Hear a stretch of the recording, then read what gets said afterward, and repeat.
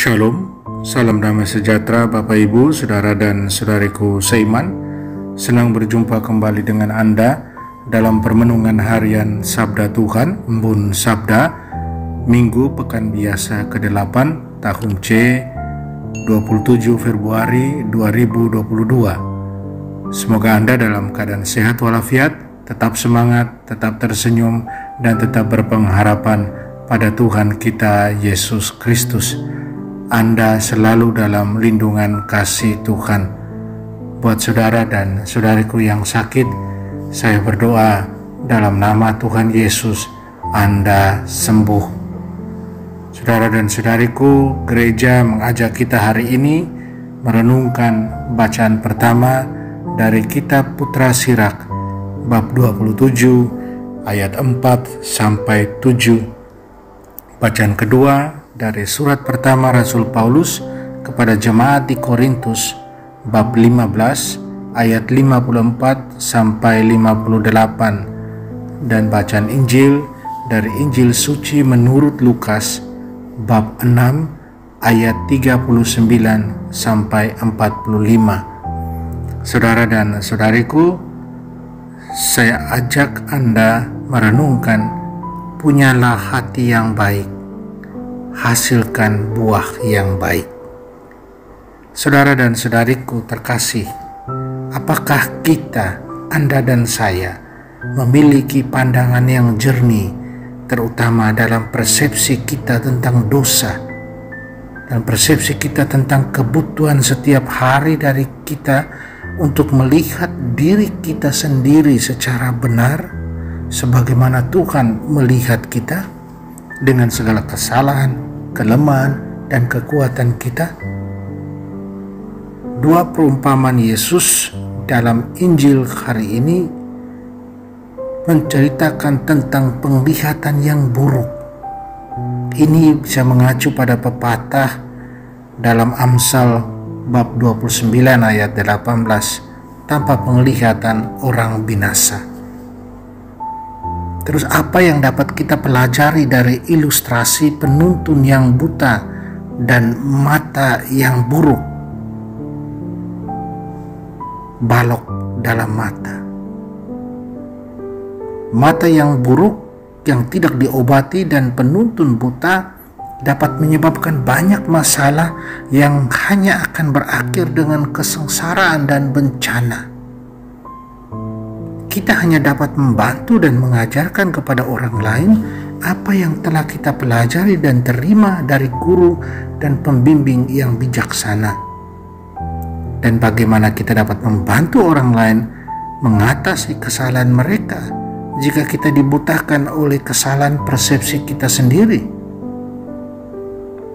Kita semua membutuhkan seorang tabib yang dapat membantu kita mengatasi titik buta dan kegagalan karena dosa, kelemahan, dan ketidaktahuan kita sendiri. Saudara dan saudariku terkasih dalam Kristus, kita tahu Injil Lukas itu ditulis oleh seorang murid yang dilatih sebagai seorang dokter. Lukas dengan pemahaman yang tajam, dia menggambarkan Yesus sebagai seorang tabib yang baik, seorang gembala jiwa yang mencari mereka yang menginginkan kesembuhan, mencari mereka yang menginginkan pengampunan dan pemulihan tubuh, pikiran, dan jiwa. Yesus datang untuk membebaskan kita dari penindasan yang paling buruk, yaitu perbudakan dosa, ketakutan, dan penghukuman.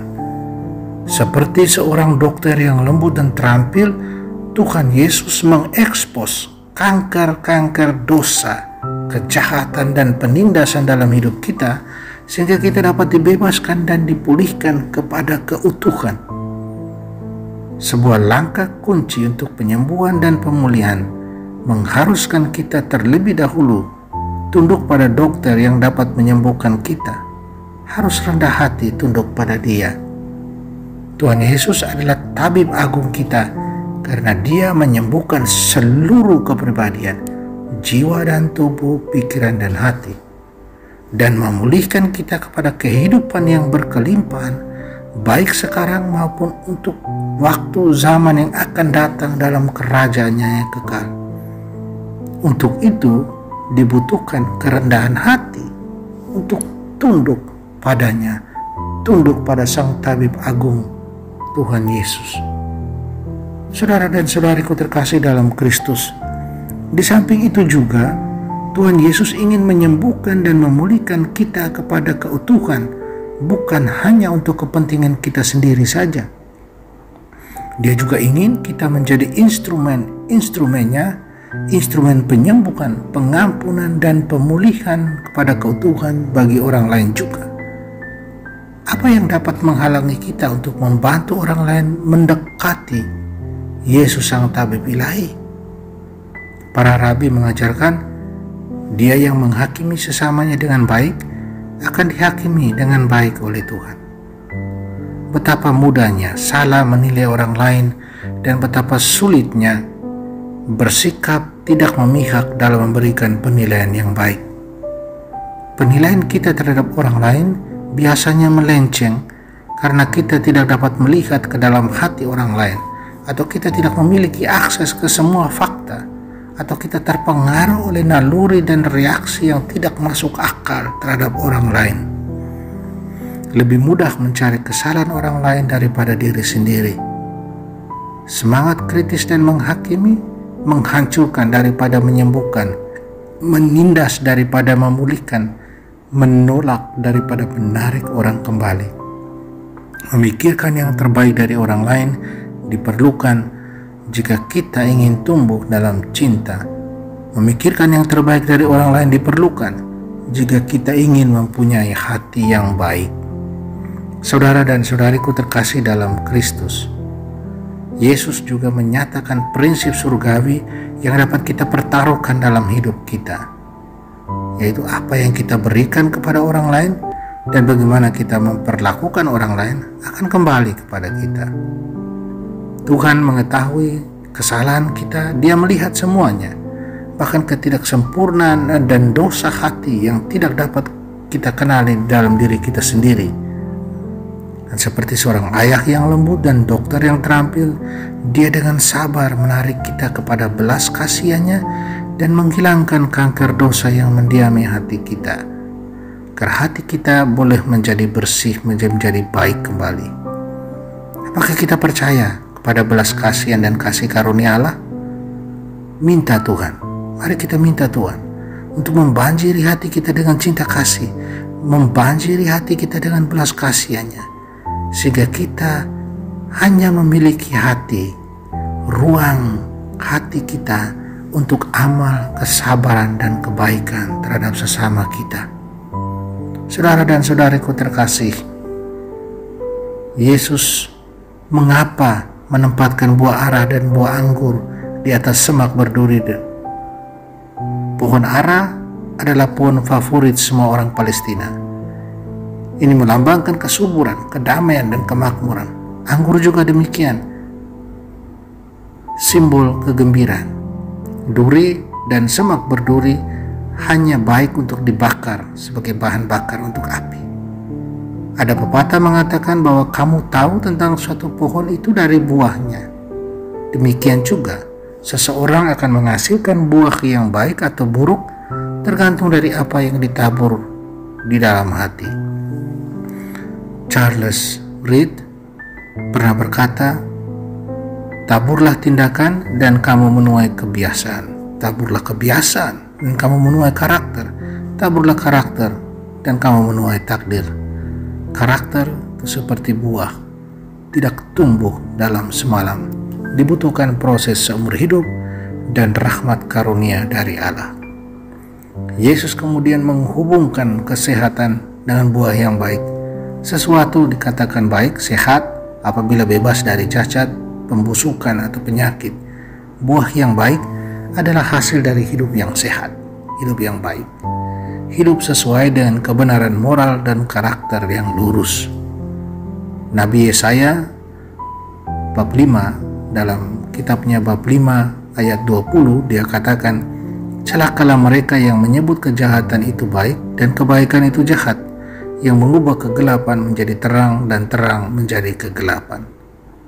Buah kepalsuan menghasilkan agama yang mudah menghilangkan besi dari agama, salib dari kekristenan, dan ajaran apapun yang menghilangkan perkataan Yesus yang keras dan yang mendorong penghakiman Allah ke latar belakang dan membuat kita berpikir ringan kecil tentang dosa. Bagaimana kita menghindari kepalsuan dan buah buruk dalam hidup kita? Dengan menjadi benar kepada Tuhan dan firman-Nya, benar kepada kasih karunia serta pertolongan yang Dia berikan kepada kita, sehingga kita dapat berpaling dari kejahatan dan perbuatan salah. Dan itu membutuhkan karakter. Mereka yang setia kepada Tuhan tahu bahwa kekuatan mereka tidak terletak pada diri mereka sendiri, tapi pada Tuhan yang menyediakan segala sesuatu yang kita butuhkan untuk hidup sebagai murid-murid-Nya. Dan itulah kerendahan hati. Tuhan menguatkan kita dengan buah dan karunia Roh Kudus, dengan iman, harapan, dan kasih, kehati-hatian, ketabahan, kesederhanaan. Dan kita bertumbuh dalam karakter yang saleh dengan melatih karunia dan kekuatan yang Tuhan sediakan itu buat kita untuk menghasilkan buah yang baik. Apakah kita kemudian ingin menghasilkan buah yang baik dalam kehidupan sehari-hari kita? Biarkan Roh Kudus melatih saya dan Anda dalam kesalehan dan hikmat untuk membedakan buah yang baik dari buah yang buruk.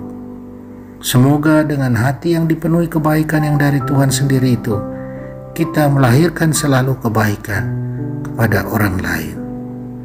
Amin. Mari kita mohon kekuatan dari Tuhan, kita berdoa. Ya Bapa, berilah kami kerendahan hati untuk menyadari kebodohan, mengakui kesalahan, menerima nasihat, dan menerima teguran. Bantulah kami untuk selalu memuji daripada mencela, untuk bersimpati, untuk membangun daripada untuk menghancurkan, dan memikirkan orang-orang secara positif daripada secara negatif. Biarkanlah kami selalu berbuah dalam kebaikan, karena Engkau Bapa kami selalu baik adanya. Amin. Mari kita mohon berkat Tuhan. Tuhan sertamu dan sertamu juga, kita sekalian, semua orang yang kita sayangi dan kasih, segala usaha, kerja, rencana kita dibimbing, dilindungi, dan diberkati Allah yang Maha Kuasa, Bapa dan Putra dan Roh Kudus. Amin.